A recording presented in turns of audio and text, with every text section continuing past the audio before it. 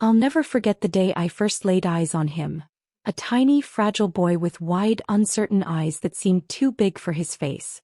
He was 4 years old, standing silently in the corner of the social worker's cluttered office, clutching a worn-out teddy bear as I scribbled my name across the final adoption papers. He was mine now. My son. And in that instant something inside me clicked into place. Something unshakable and permanent. I was 32 then, a woman teetering on the edge of hope and resignation. I'd always dreamed of motherhood, but life had a way of throwing curveballs. I'd spent my 20s and early 30s waiting, for a partner who never showed up, for a moment that never felt right, for a family that never materialized. By the time I hit 30, I'd grown tired of waiting. The whispers started when I chose to adopt alone. A single woman? Raising a kid on her own? In a town like this? But I brushed them off. I had a heart full of love and nowhere to put it, until him. His name was Caleb. He was a wiry little thing, undersized for 4, with sandy blonde hair that fell into his eyes and a pair of stormy gray eyes that seemed to carry a quiet weight. For the first month he barely said a word. He'd sit at the edge of the couch in our little house by the Maine coast, watching me with those big eyes, his small hands twisting the hem of his shirt like he was testing whether this new life was real. He was guarded, unsure, as if he expected me to vanish like the shadows of his past. But I didn't leave. I stayed through the tense dinners where he'd poke at his mashed potatoes, barely taking a bite. I stayed through the long nights when he'd wake up screaming from nightmares, and I'd stumble into his room bleary-eyed, to hold him until his breathing steadied. I stayed when he pushed me away, testing the limits of my patience with tantrums and silence, just to see if I'd break. I didn't. Little by little Caleb started to thaw. It began with his laugh. A soft, surprising sound that bubbled up one afternoon when I tripped over his toy truck and spilled flour all over the kitchen floor. He giggled, covering his mouth like he wasn't sure it was allowed, and I laughed too, brushing the mess off my jeans. Then came the first time he called me Mom. It was 6 months in, a chilly November evening, and I'd just handed him a plate of grilled cheese, his favorite. "Thanks, Mom," he said, casual as anything, his eyes on the sandwich. I stopped dead, the spatula still in my hand. He glanced up, confused by my sudden stillness, and I had to swallow hard to keep the tears at bay.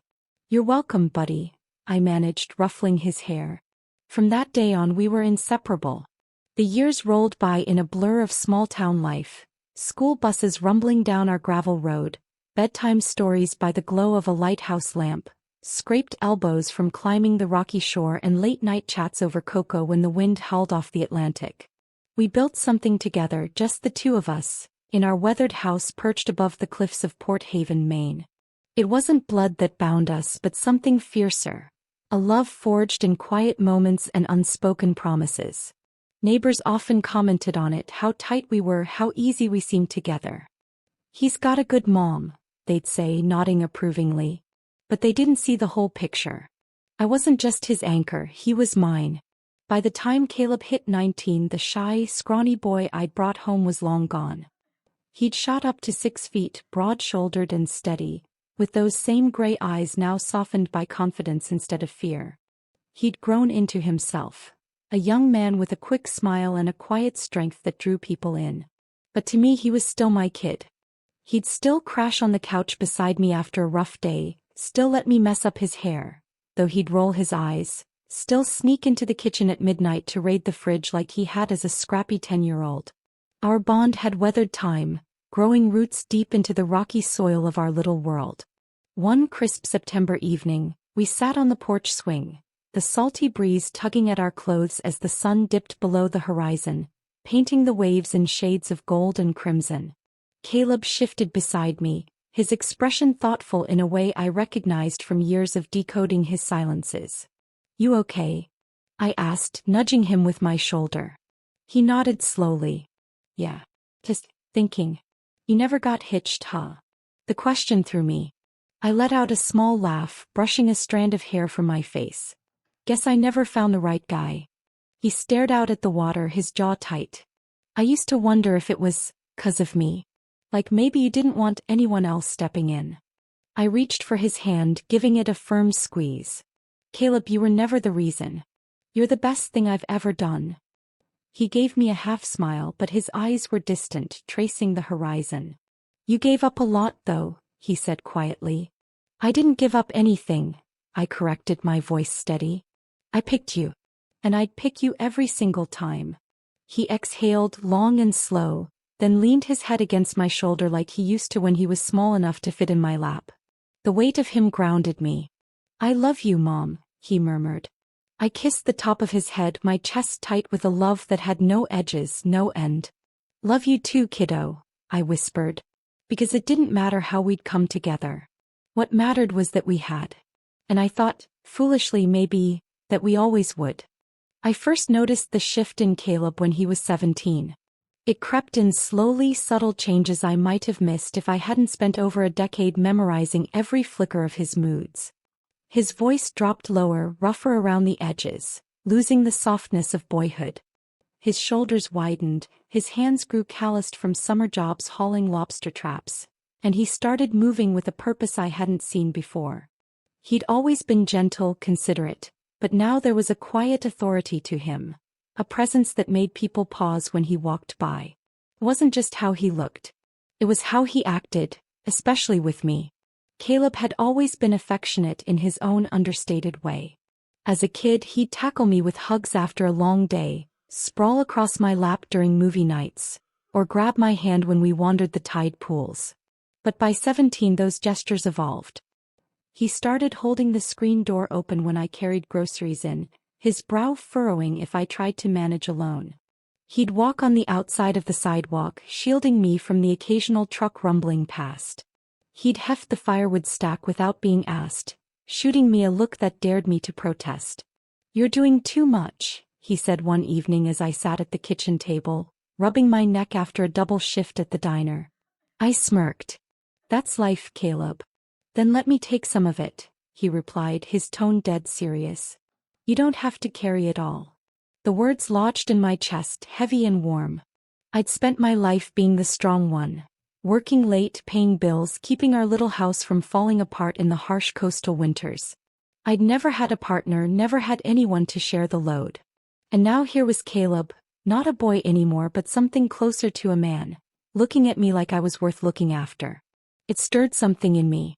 Pride, yes, but also a quiet ache I couldn't name. No one had ever seen me the way he did, like I was more than just the tough single mom who'd made it work. It was strange. Comforting. Unsettling too. Then came the night everything tilted. I was in the kitchen stirring a pot of clam chowder, the radio humming a scratchy old tune, when I heard Caleb's voice drift in from the living room. He was on the phone, his tone low and warm, punctuated by a soft laugh I didn't recognize. Curious, I peeked around the corner. He was leaning against the wall, one hand in his pocket, the other holding the phone to his ear, a crooked smile tugging at his mouth. Yeah. I miss you too, he said. My stomach dropped. Miss you? He turned, catching me mid-step, and for a heartbeat his face was a blank slate, unreadable. Then the smile was back, casual as ever. Gotta run, he said into the phone, quieter now. Talk later. He hung up and shoved the phone in his jeans, meeting my gaze. Hey, Mom. I crossed my arms, leaning against the doorway. Who was that? Just a friend, he said too smoothly.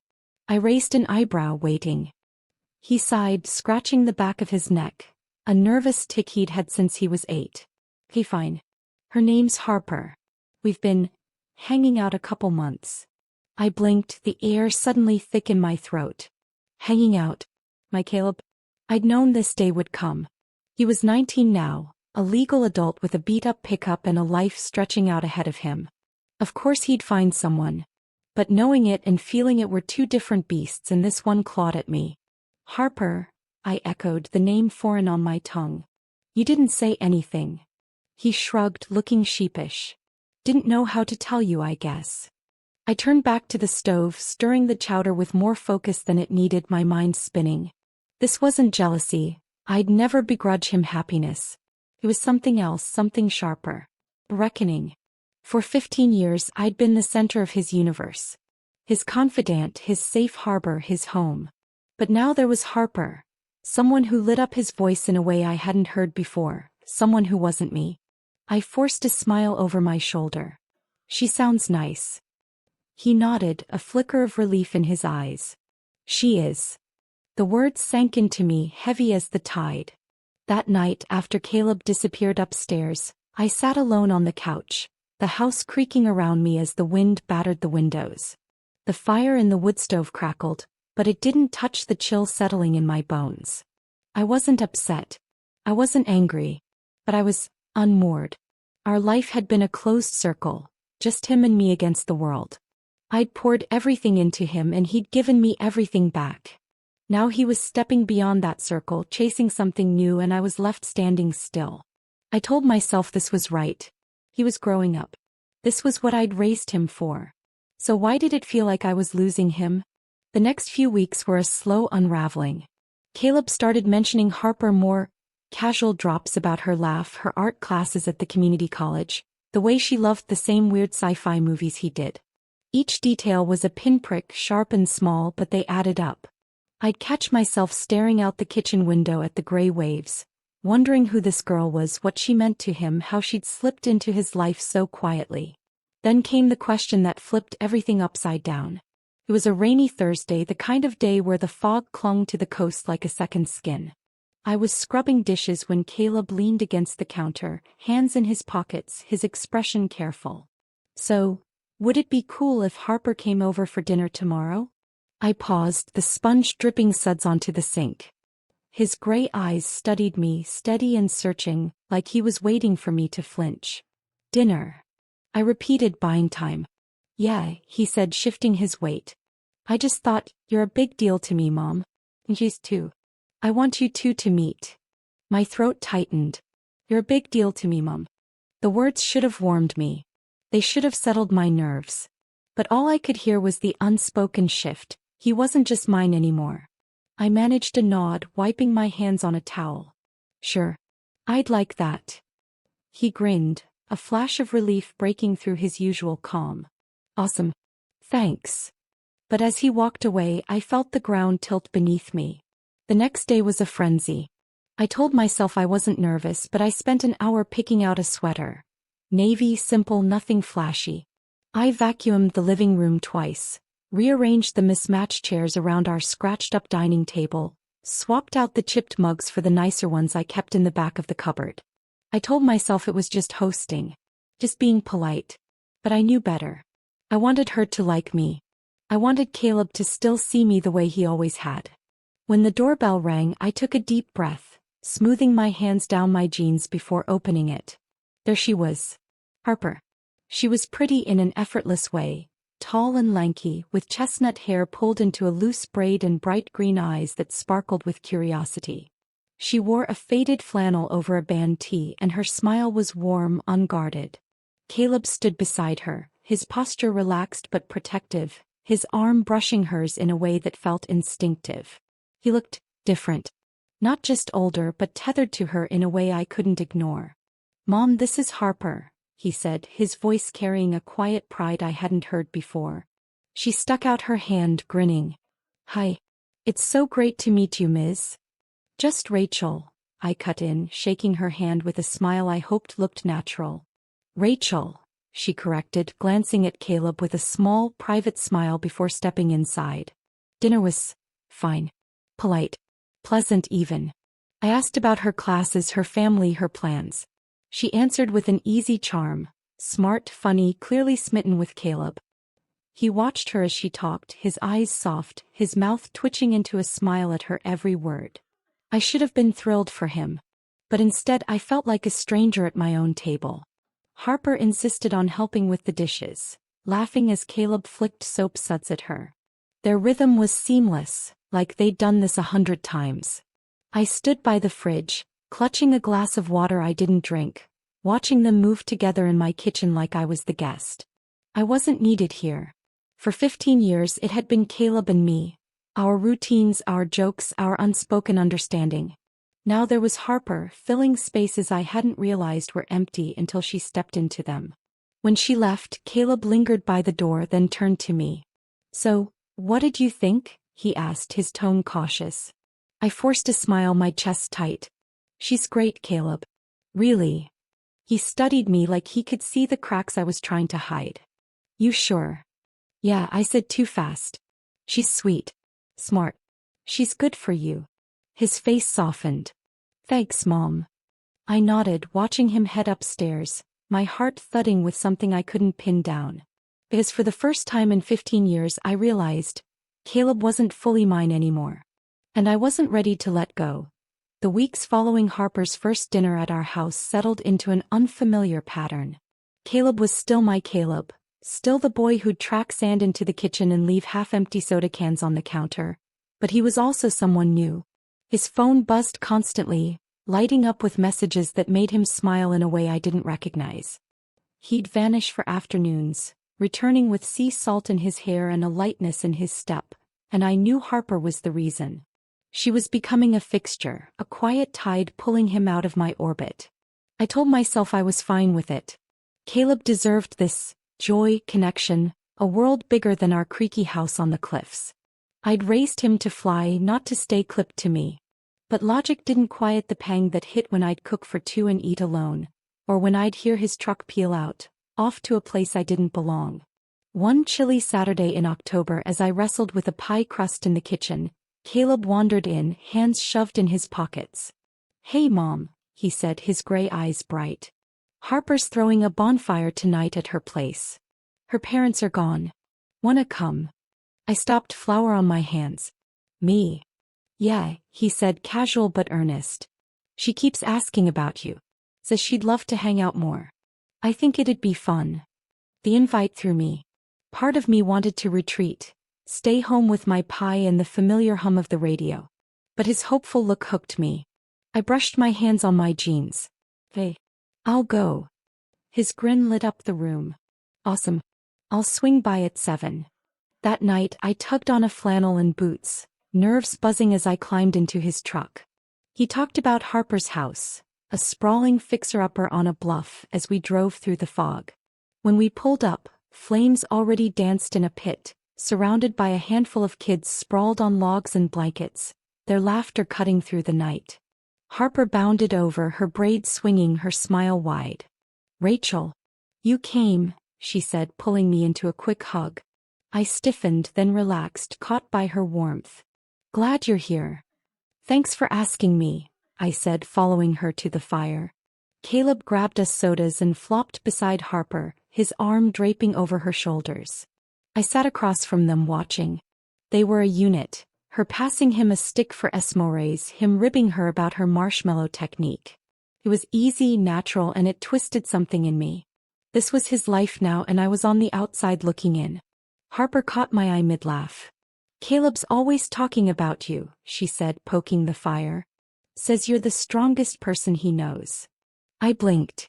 Really? Yeah, she said, her green eyes steady. How you kept things together, taught him to fix stuff. He looks up to you. I glanced at Caleb, who was busy stealing a friend's hat, oblivious. I look up to him too, I said softly. He nodded like she got it. He's lucky.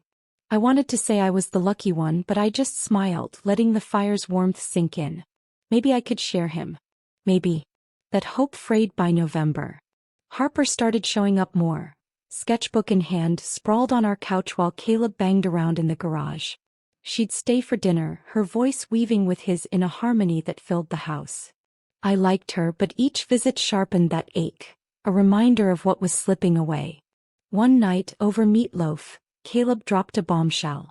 Harper's dad offered me a job at his shop, he said, fork in hand. Part-time, working on cars. Starts Monday. I froze. A job.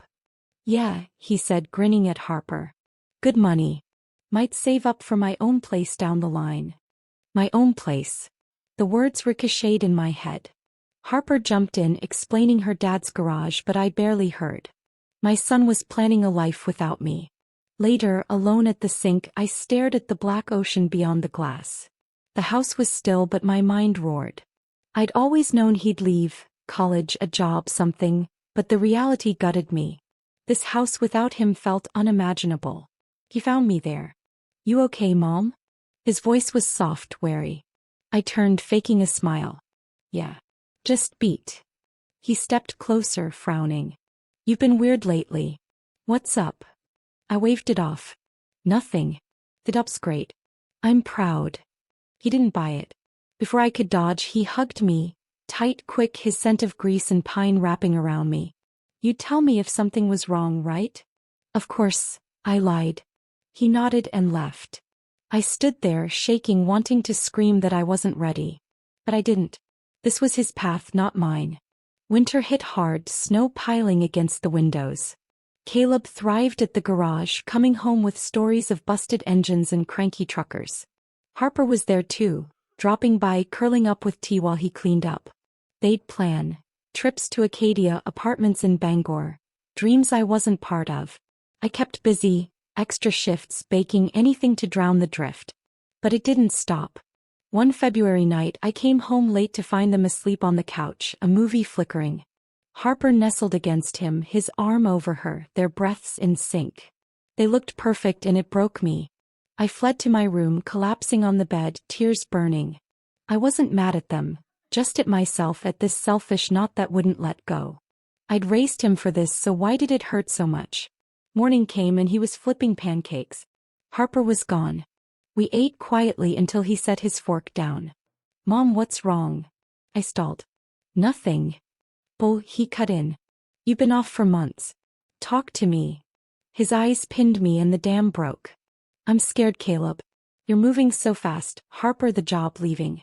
I can't keep up and I miss us. He softened, reaching for my hand. I'm not leaving you. Yeah, things are changing, but you're my home. Always. Tears slipped free. It's hard watching you go. I know, he said. But Harper's not taking me away. It's just extra. You're still the core. I squeezed his hand, the ache easing. She's good for you. Yeah, he smiled. But you're better. We sat there, pancakes cold, the silence healing. It wasn't the past, but it was something. A bridge to whatever came next.